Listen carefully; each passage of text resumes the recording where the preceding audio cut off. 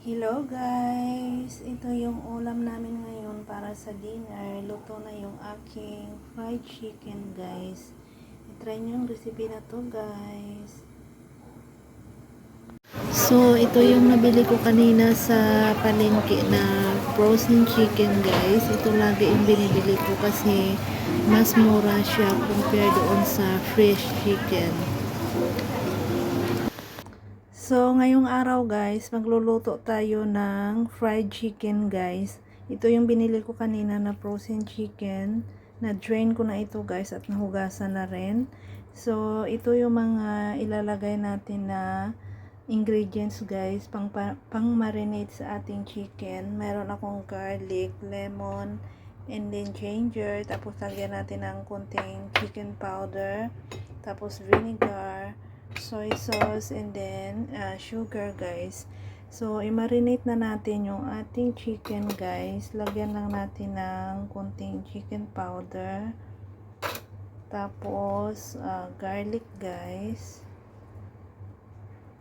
tapos lagyan natin ng ginger, tapos lagyan natin ng sugar guys para mag-balance yung lasa niya. Tapos, lagyan natin ng soy sauce. Tapos, pigaan natin ng lemon, guys. Pigaan lang natin ng kalahating lemon, guys. Hinati ko lang yung lemon.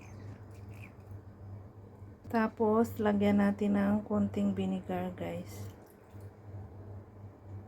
So, i-marinate na natin, guys.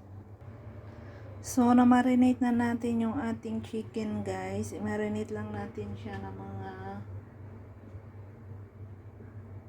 ngayon kasi guys 2 o'clock. So, iluluto ko siya guys ng around 6. Mamalansya muna ako guys. Nakakapagod mamalansya guys. Tapos magluluto pa. Lagi, after kumamalansya guys, lagi basa yung aking kamay. So, see you later guys. So, ito na yung minarinate natin na chicken kanina guys. Piniprito ko na. Kailangan mahina lang yung pagkaprito nito guys kasi mabilis lang siya masunog. So, wait lang natin until mag golden brown guys. Try yung recipe na to guys. Napakasarap. Mas maganda sana to guys kung iprito nyo siya sa non-stick wok guys. Kaya lang wala kaming non-stick wok guys. Kaya ito na lang yung ginamit ko. Hintayin lang natin guys na maging golden brown yung ating fried chicken. Hindi ko na ito nilagyan ng cornstarch guys. Kasi ayaw nila ng crispy. Gusto nila malambot. So, ito na yung ating fried chicken na ginawa ko kanina guys. Luto na yun. You see guys, looks so yummy. Try nyo yung recipe na to guys. Napakasarap talaga. Napaka-tender no laman ng ating chicken. Ready to serve na yung ating chicken guys. So, sana guys, i-try nyo yung recipe na to. Napakasarap.